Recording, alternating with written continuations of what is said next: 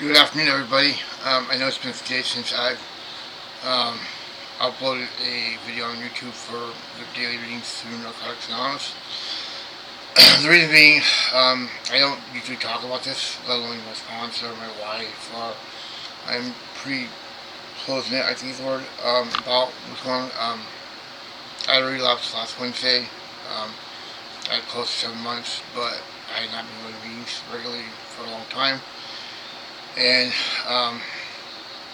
been smoking weed to help with my anxiety, but um, it's abstain from all drugs, weed, alcohol, any drug, anything minor mood altering. So I just wanted to put that out there first, and I will do my daily readings.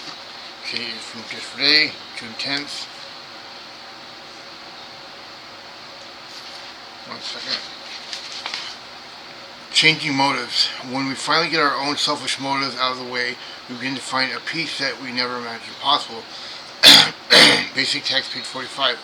As we examine our beliefs, our actions, our motives in recovery, we'll find that sometimes we do things for the wrong reasons.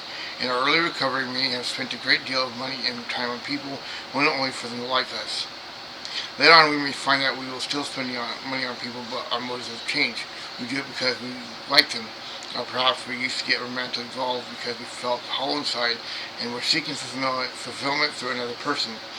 Now reasons for romantic involvements are based in a desire to share our already rewarding life with an equal partner. Maybe we used to work the step because we were afraid we'd relapse if we didn't. Today we work the step because we want to grow spiritually. We have a new purpose in life today, and our changing motives reflect that. We have so much more to offer than our neediness and insecurities. We have developed a wholesomeness of spirit and a peace of mind that moves our recovery into a new realm. We extend our love and share our recovery with complete generosity, and the difference we make is the legacy we leave to those who have yet to join us. Just today in recovery, my motives have changed. I want to do things for the right reasons, not just for my personal beliefs. Today I will examine my motives. And now I'll read basic text, page 45 from the basic text. 45, one second.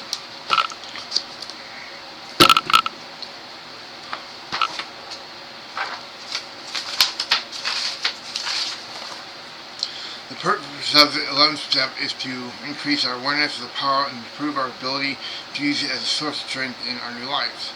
The more we improve our conscious contact with our God through prayer and meditation, the easier it is to say, your will, not mine, be done. We ask for God's help when we need it and our lives get better. The experience that some people talk about regarding meditation and individual religious beliefs don't always apply to us. Ours is a spiritual, not religious program. By the time we go to the 11th step, character defects that caused problems in the past have been addressed by working the preceding 10 steps.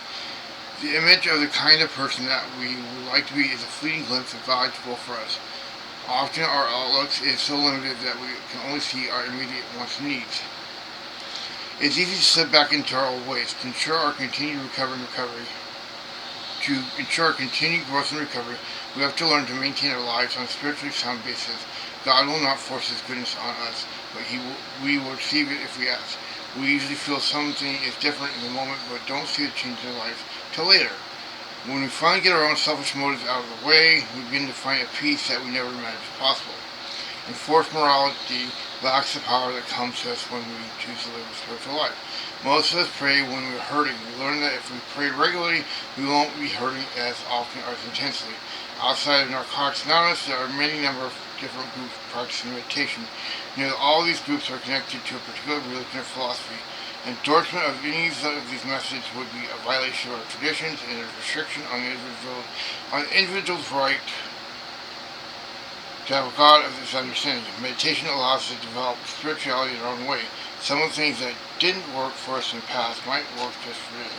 We take a first look at each day with an open mind. So, I'm going to read fast. I read fast, get nervous, frazzled. It's just weird doing this after almost a week of not doing it. I wanted to do something, not for accountability, just to be accountable for myself. Like I was talking about earlier, I had a relapse last week.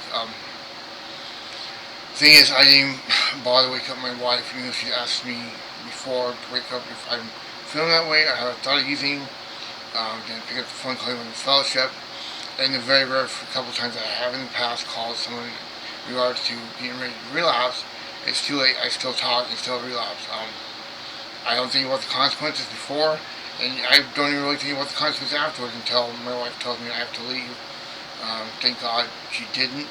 But the last couple of days after I relapsed last week, I could see the hurt and pain and crying because I broke her heart again.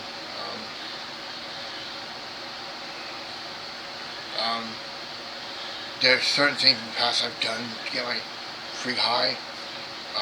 Then there's been a couple times I've done things without getting my free high. I know I shouldn't feel shame or guilt, but I do. But that's God to heal me. I need to forgive myself and let it go. I'm my own worst enemy. I will have a hard time putting it back down. I think that if no one's going to get on me about it, I'm going to get on it myself. So I just want to share a little more about that. Now I will read Spiritual Principle of the Day. Okay, June 10th is still.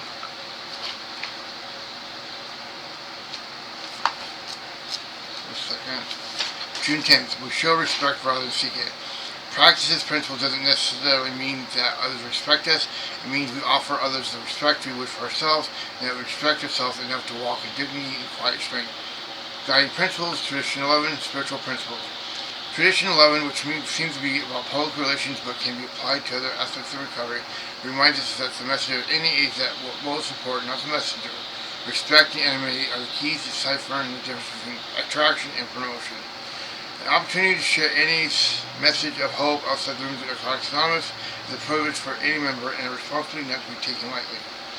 Whether it's a public relations activity like speaking to a group of medical professionals, being part of H9 panel, or helping to explain any to the family of a sponsee who's just realized we must avoid our impulse to make the message about us instead of any. Rather than seeking respect for ourselves, we show our respect for the program and for listeners. By sharing the NA basics or the impact the program has on our life, we'll be real about what NA is and what it's not. The same can be said for what happens inside the room. We keep it real whether we're talking one-on-one with a new member, speaking at a meeting with a small and intimate or a large spirited, or representing our region at the World Service Conference.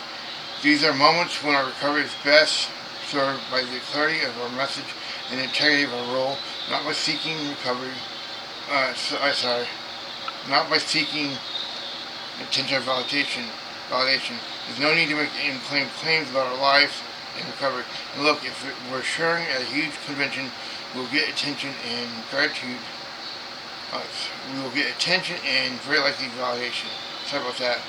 That's a part of the deal. Speaking with genuine humility and gratitude shows respect for NA and preserves our self-respect too. Yes, that's the bottom line right there. We show respect rather than seek it.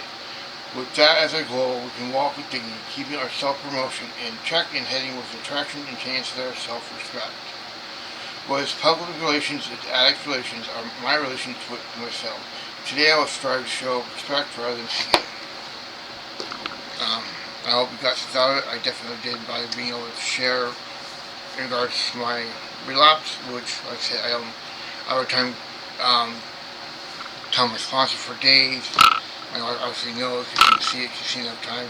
I call some that friend from church, some from any other, from the men's list, and also members I have. Let alone sharing it publicly like this, so it's quite refreshing. And have a blessed day.